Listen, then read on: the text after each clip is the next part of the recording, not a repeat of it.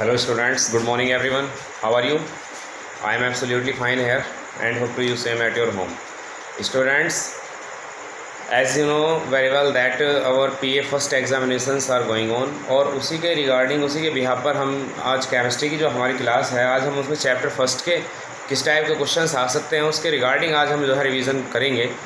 तो हम चलते हैं चैप्टर फर्स्ट। आपको पता है some basic concept of chemistry, this is the chapter और उसकी हम रिवीजन करेंगे। The name of the chapter is some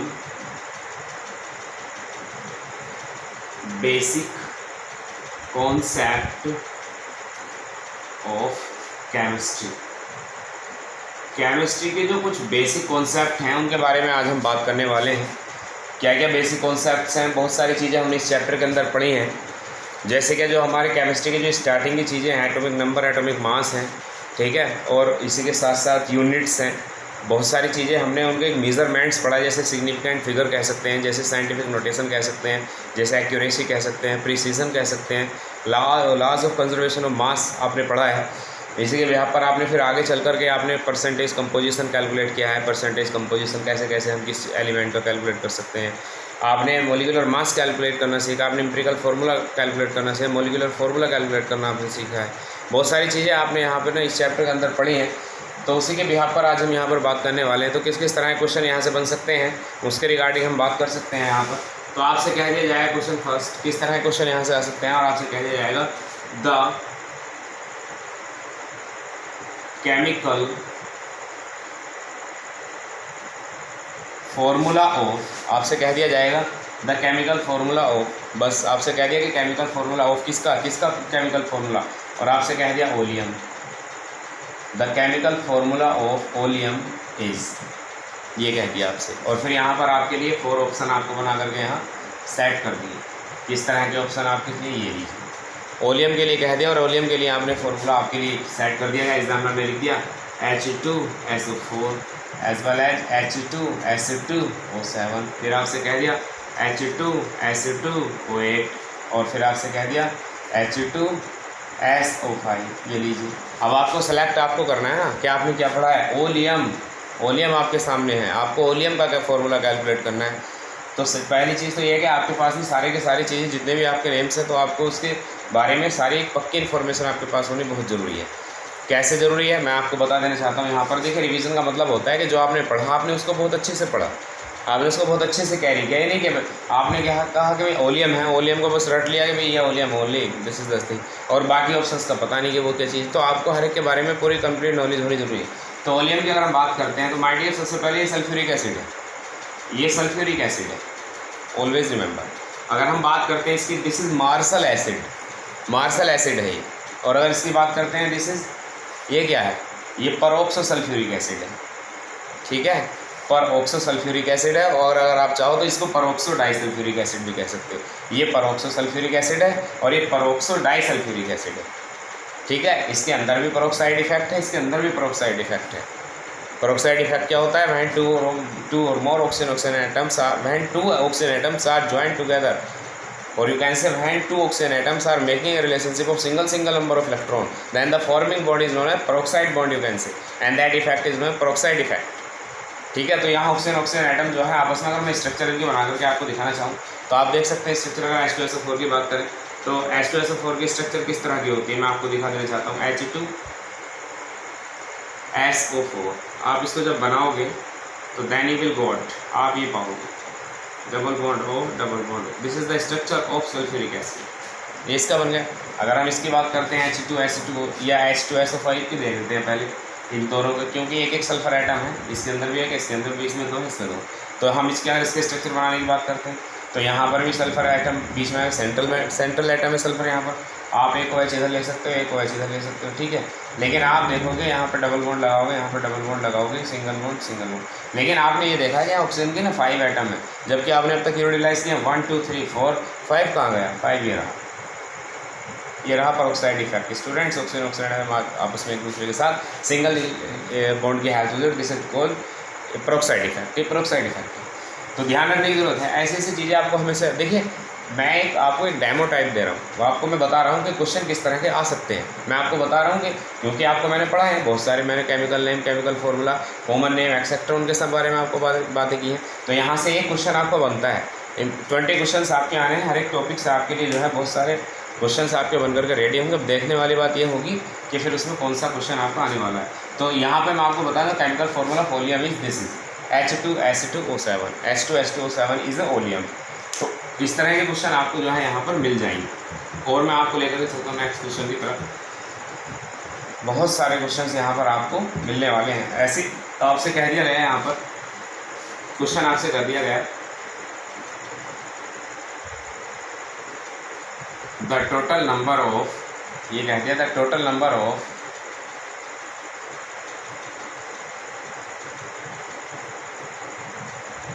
scientific figures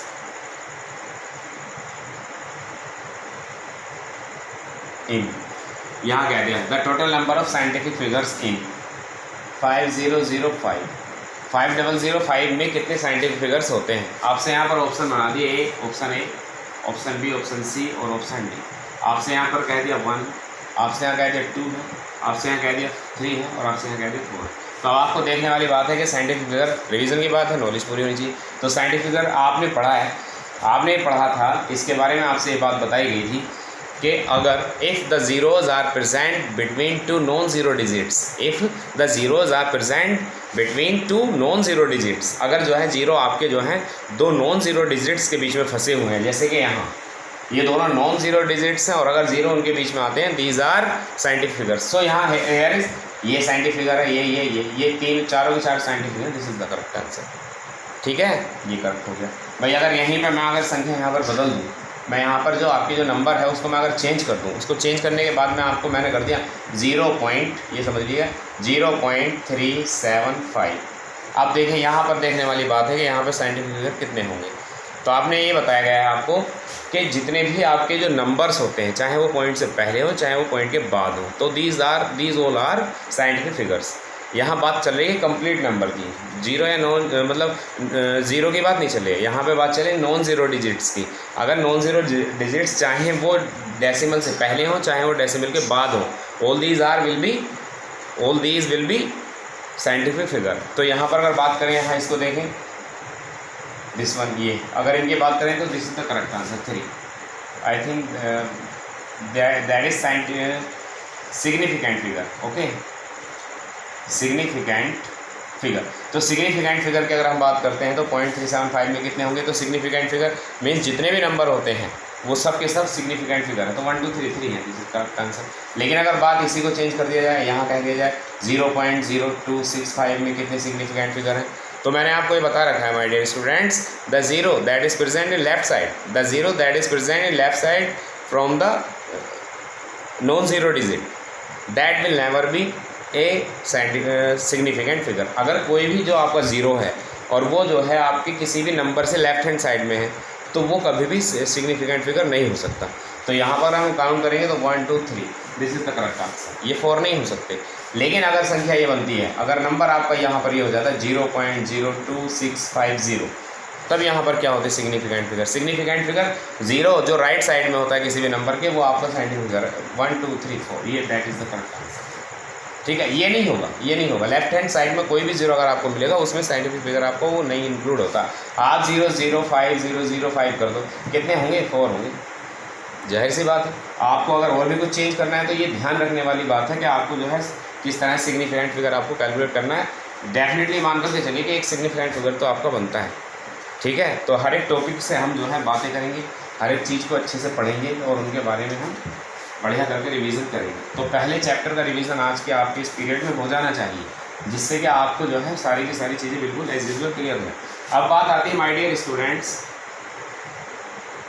scientific notation की। ये क्या है साइंटिफिक नोटेशन? क्या है साइंटिफिक नोटेशन? का मतलब होता है कि किसी भी चीज़ को, किसी भी एक नंबर को, जो एक बड़े नंबर है, उस नंबर को एक उसके एज यूजुअल स्टैंडर्ड फॉर्म में उनको लिखना। तो दैट इज़ साइंटिफिक नोटेशन। अब एग्जांपल के तौर पर आपके पास में 50005 50005 है। तो इस कंडीशन में आप यहाँ पर इसको साइंटिफिक नोटेशन में कैसे लिखोगे? तो यहाँ केवल आपको कुछ नहीं करना है कि फर्स्ट नंबर को नॉन ज़ीरो डिजिट को छोड़ते हुए आपको डेसिमल लगाइए। ठीक है, आपने लगा दिया। अब जैसे आपने डेसिमल लगाया तो आपने ये पाया कि 1 2 3 4 नंबर अभी भी जो है आपके डेसिमल के बाद में बच गए। तो 4.005 आप इसको ऐसे लिख सकते हो 4.0005 और इंटू 10 टू दी। अब 10 टू दी पावर में आपको यहाँ पर लिखना है, तो कितने के बाद में आपने यहाँ पर डेसिमल यूज़ किया था, 1 2 3 4 के बाद आपने यूज़ किया, दैट इज़ 4। ये साइंटिफिक नोटेशन हो गया, ये आपका साइंटिफिक नोटेशन हो गया। ठीक है, तो यहाँ पर आपकी बात आ जाती है, मान लीजिए कोई क्वेश्चन आपको आ गया, कोई क्वेश्चन आपको कह दिया, यहाँ पर क्वेश्चन बन गया द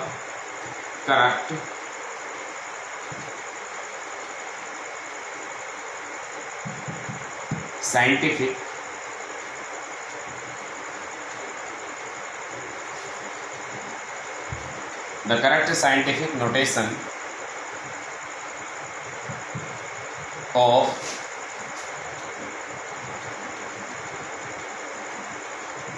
एवोगैड्रोज नंबर।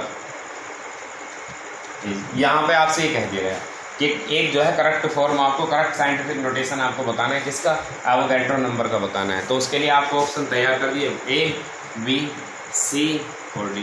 किस तरह के ऑप्शन आपको दे दिए, यहाँ कह दिया आपसे 60.22 इंटू 10 टू द पावर 22, एक तो ये बन गया।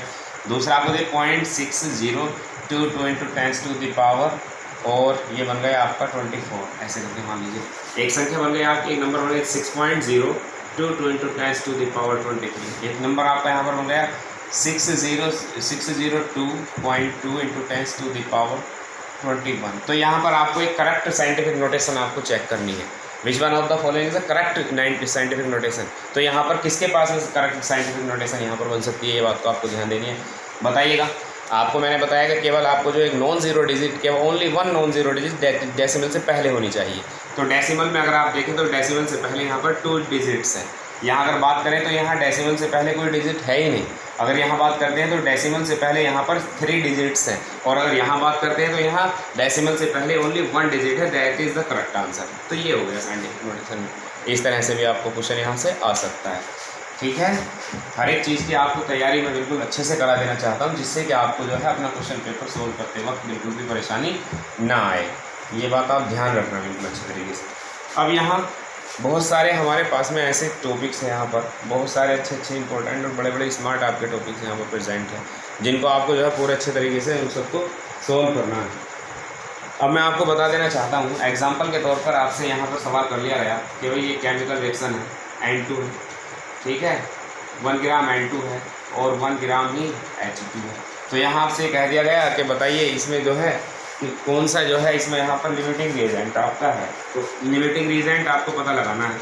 लिमिटिंग रिएजेंट का कैसे पता लगाते हैं, पढ़ाया है मैंने आपको। लिमिटिंग रिएजेंट मतलब वो रिएजेंट जो कि पूरी तरह से यूटिलाइज हो जाता है किसी भी केमिकल रिएक्शन में, और जो दूसरा बच जाता है तो वो एक अलग रिएजेंट है, लेकिन जो पूरी की तरह पूरा यूज़ हो गया, दैट इज़ लिमिटिंग रिएजेंट। अगर यहाँ बात करें हम तो N2 का जो मोलर मास होता है वो 14 निकल के आएगा, और अगर हाइड्रोजन की बात करें तो ये 2 आएगा। तो अगर हम यहाँ देखें कि हाइड्रोजन के जो 2 है, हाइड्रोजन का जो 2 ग्राम है वो नाइट्रोजन के 2 ग्राम से रिएक्शन कर लेंगे, फिर भी इसके कितने बचेंगे, 12 बचेंगे, 12 बचेंगे। तो यहाँ पर लिमिटिंग रिएजेंट कौन है, जो पूरी तरह से यूटिलाइज होगा, हाइड्रोजन है। तो ये आप इस तरह से इसमें कर सकते हैं। ठीक है, कई बार इस तरह के क्वेश्चंस आपको मिल जाएंगे जो आपको पूरे अच्छे तरीके से सॉल्व करने हैं। बहुत अच्छे तरीके के, बहुत लाजवाब ये आपका चैप्टर आप कह सकते हो। ऐसे ही नहीं है कि एकदम बिल्कुल कुछ इस चैप्टर में है नहीं, ऐसा नहीं है, ये बेसिक कॉन्सेप्ट ज़रूर है। तो अब मान लीजिए कि आपसे यहाँ पर कह दिया, क्वेश्चन आपसे कह दिया the total number of moles, आपसे कह दिया total number of moles of इन, और यहाँ कह दिया 10.6 ग्राम ऑफ सोडियम कार्बोनेट। ठीक है, और यहाँ आपके ऑप्शन तैयार कर दिए, option A, option B, option C, option D. तो इसमें मोल्स आपके बता 0.1 मोल, ऐसे ही बता दें 0.01 मोल, ऐसे ही आपको बता दें 0.001 मोल, और ऐसे ही आपको बता दिया ओनली 1 मोल। ये आपको यहाँ पर अब आप कैसे चेक कर पाएंगे, आपसे पूछा है the total number of moles in 10.6 gram of sodium carbonate. अगर आपके पास सोडियम कार्बोनेट का फॉर्मूला नहीं तो आप बेकार हो। तो सोडियम कार्बोनेट का फॉर्मूला बताइए, Na2CO3। फिर इसका मोलिकुलर मास कैलकुलेट करें, Na का कितना होता है 23 होता है मल्टीप्लाई बाई 2 प्लस कार्बन का 12 होता है प्लस ऑक्सीजन का 16 होता है मल्टीप्लाई बाई 3। तो 23 2 ज़ा 46 प्लस 12 प्लस 16 3 ज़ा 48। चेक करें कितना हो गया, 8 2 10 हो गया, 10 6 16 हो गया, और बाकी आपका 1 5 6 और 4 10 ले लीजिए। 106 is the molecular mass of sodium carbonate. इस कंडीशन में आपको नंबर ऑफ मोल्स कैलकुलेट करने हैं, N = W अपॉन M। तो W क्या है आपको कितना वेट दिया गया है 10.6 आपको दिया गया है, और मोलर मास कितना है 106 है। पॉइंट हटाओगे 0 लगेगा, 106 अपॉन 1060 ये आपके पास। आप पॉइंट लगाओ फिर से, फिर ये लीजिए, this is the where is the answer 0.1 mole आपका आ गया। तो इस तरह से भी आपको क्वेश्चन आ सकता है। बिल्कुल किसी भी चीज़ के लिए बिल्कुल एक्यूरेटली रेडी रहिए, पूरे तरीके से रिवीजन के लिए बिल्कुल एकदम स्मार्ट तरीके से आप अपने पूरे चैप्टर का बढ़िया तरीके से रिवीजन आप कर लीजिए, जिससे आपको बिल्कुल भी परेशानी आपके एग्ज़ाम में आए ना। ठीक है, 20 क्वेश्चंस आपके आएंगे, और देखिए उन 20 क्वेश्चंस को आपको सॉल्व करने के लिए देखिए कम से कम टाइम तो आपको चाहिएगा, और बहुत सारा टाइम आपको चाहिएगा। ये बात ध्यान रखना, ये नहीं होगा कि बिल्कुल बहुत जल्दी से आपका हो जाए, नो, ऐसा नहीं हो सकता। अब देखिए यहाँ से कह दिया है क्वेश्चन, आपसे कह दिया the molecular mass of NaOH is, आपसे कह दिया था molecular mass of NaOH is. NaOH का मोलिकुलर मास क्या होता है, तो आपको ध्यान रखने वाली बात है। मोलिकुलर मास कैसे निकालेंगे, NaOH का आप कैलकुलेट, यहाँ ऑप्शन बन गया आपके B, C और D। 4 ऑप्शन बी में 40 22 कैसे निकालेंगे, NaOH का आप निकाल लीजिए, अलग को लिख लीजिए। ये रहा आप मोलर मास कैसे निकालोगे, सोडियम का 23 होता, ऑक्सीजन का 16 होता, हाइड्रोजन का 1 होता। तो कितना हो गया, ये हो गया 23 प्लस 16 1 कितना हो गया 17 हो गया, 3 7 कितने हो गए, ये लीजिए 40 आ गए। तो 40 इज द करेक्ट आंसर। इस तरह से आप मोलिकुलर मास कैलकुलेट कर सकते हो। तो इस तरह या ये बिल्कुल मैं आपको जो बताने वाला हूँ ये सब की सब ये बेसिक चीज़ें हैं, बिल्कुल ये किसी भी चैप्टर की जो है ना, ये सारी की सारी बेसिक चीज़ें हैं, जिसका आपको बारे में आपको उन सब चीज़ों के बारे में आपको इन्फॉर्मेशन होनी चाहिए। अब मान लीजिए यहाँ आपसे कह दिया, क्वेश्चन आपसे कर दिया यहाँ पे, और कह दिया कि nanometre is equal to, nanometre equal होता है किसके होता है, ऑप्शन आपके तैयार कर दिए, option A, option B, option C और ऑप्शन डी। यहाँ nanometre is equal to, nanometre किसके इक्वल होता है, तो आप क्या लिखने वाले हैं बताइए, कैसे करोगे, आप लिखोगे 10⁻⁻12 मीटर के, आप लिखोगे 10⁻⁻6 मीटर के, आप लिखोगे 10⁻⁻ मीटर के, आप लिखोगे 10⁻⁻10 मीटर के। तो बिल्कुल जो चीज़ें यहाँ पर आपको दी गई हैं, आपको उनके बारे में जो करेक्ट आंसर वो तो आपको याद होना ही चाहिए, एज वेल एज आपको जो सारी इन्फॉर्मेशन है, जो भी जितने ऑप्शन है उन सारे ऑप्शन की सारी टोटल इन्फॉर्मेशन आपके पास होनी चाहिए। एग्जाम्पल के तौर पर हम जब बात करते हैं यहाँ पर नैनोमीटर किसके इक्वल होता है, तो सबसे पहले हम इसको लेते हैं। तो माय डियर मैं आपको बता देना चाहता हूँ 10⁻⁻12 metre is equal to the picometre. ठीक है, ये पिकोमीटर होता है, 1 पिकोमीटर हमेशा होता है 10⁻⁻12 मीटर। ठीक, अब इस पे चलते हैं, 10⁻⁻6 किसके इक्वल होता है, ये इक्वल होता है 1 माइक्रोमीटर। 1 माइक्रोमीटर इक्वल टू होता है माइनस के 10⁻⁻6 मीटर। ठीक, इस पे आते हैं, ये क्या है, ये एक नैनोमीटर है, तो 1 नैनोमीटर ये किसके इक्वल हो जाएगा 10⁻⁻9 मीटर। ठीक, अब इस पे चलते हैं, ये क्या है 10⁻⁻10 किसकी इक्वल होती है, एंगस्ट्रॉम की इक्वल होती है। 1 एंगस्ट्रॉम किसके इक्वल होता है 10⁻⁻10 मीटर के होता है। तो आपको ये सारी की सारी चीज़ें आपको लर्न करनी है, आपको पता होनी चाहिए करेक्ट आंसर क्या हमारा ये है, नैनोमीटर 10⁻⁻9 के इक्वल होता है।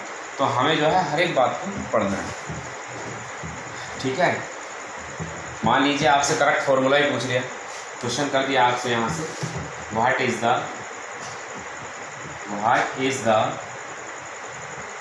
करेक्ट फॉर्मूला ऑफ मोलैलिटी, आपसे ही कर दिया, करेक्ट फॉर्मूला ऑफ मोलैलिटी आपसे कैलकुलेट कर लिया, और ऑप्शन आपके बन करके तैयार हो गए। किस किस तरह के ऑप्शन आपके बन गए, तो what is the correct formula of molality, तो इसके लिए आपके क्या फॉर्मूला होंगे, M is equal to W/M into capital W into 1000, इस तरह से लिख सकते हैं। दूसरा फॉर्मूला बनकर तैयार हो गया, molality is equal to W/M into capital W, बस इसको ऐसे ही रहने दिया। ठीक है, मोलैलिटी, या इसको जो आप चेंज कर लीजिए, इस तरह कर दिया capital W small M into small W, ऐसे आपसे दूसरा फॉर्मूला कर दिया मोलैलिटी इज इक्वल टू, आपको मोलैलिटी दे दिया capital W upon small M into small W into 1000, और फिर कह दिया आपसे none of the above, none of the above. तो आपको अगर पता होगा तो डेफिनेटली आप इसमें बता पाएंगे कौन सा करेक्ट आंसर है, that is the correct answer. क्या होती है मोलैलिटी स्टूडेंट्स? मोलैलिटी क्या होती है? The total number of moles of solid substance dissolve in 1000 gram of solvent, ये था the total number of moles of solid substance dissolve in 1000 gram of solvent. Solute के जितने मोल्स 1000 ग्राम solvent में घुलते हैं वो उसकी जो है मोलैलिटी कहलाती है। आप इसको जब लिखोगे तो एन का आपको पता है डब्ल्यू अपॉन एम होता है, जब इस वैल्यू को आप यहाँ पुट करोगे तो molality is equal to W upon M into capital W into 1000, ये लीजिए। तो इस तरह से आप जो है हर एक चीज़ को आपको पता करना है। बहुत सारे फार्मूलाज हैं आपके, मोल फ्रैक्शन है, मोलैलिटी हो गया, मोलैरिटी है, ठीक है, नॉर्मेलिटी है। तो हर एक चीज़ का मान लीजिए मोल फ्रैक्शन की बात आ जाए, अब पता तो हो कम से कम आपको कि मोल फ्रैक्शन का फॉर्मूला क्या होता है। मोल फ्रैक्शन आप मान लीजिए कि ये है, मोल फ्रैक्शन का साइन है, ज़ाय है, ज़ाय से रिप्रेजेंट किया जाए तो मोल फ्रैक्शन को, और आपसे कह दिया कि किसी भी सोल्यूट का मोल फ्रैक्शन का फॉर्मूला लिख के दिखाइए, तो आप लिखेंगे N upon N plus capital N. मतलब क्या है इस बात का? Number of moles of solute substance plus total number of upon total number of moles of solution, यही तो है भाई। इस एन का मतलब क्या है? Number of moles of solute, number of moles of solvent, number of moles of solute और number of moles of solvent मिलकर के number of moles of solution हो गए, बिल्कुल हो गए, ऑफकोर्स हो गए, तो ये आ गया। इसी तरह है ज़ाय ऑफ, आपसे कह दिया कि सोल्वेंट बताइए, तो सोल्वेंट का कैसे लिखेंगे आप? Capital N upon small N plus capital N, ये जी। इस बार क्या है? Total number of moles of solvent to the total number of moles of solution. तो इस तरह से आप इसको लिख सकते हैं। तो स्टूडेंट्स, आपको जो तैयारी करनी है, आपको प्रिपरेशन करनी है, बहुत अच्छे तरीके की प्रिपरेशन आपको करनी है। इनसे रिलेटेड जितने भी क्वेश्चंस, आज की वीडियो से रिलेटेड जो भी क्वेश्चंस आपके लिए हैं, मैं आज आपको सेंड कर दूंगा। आप उनको सॉल्व करके बिफोर 2 o'clock आप उनको 100% चेक करा लीजिएगा। Okay students, thank you and have a nice day. Good morning everyone.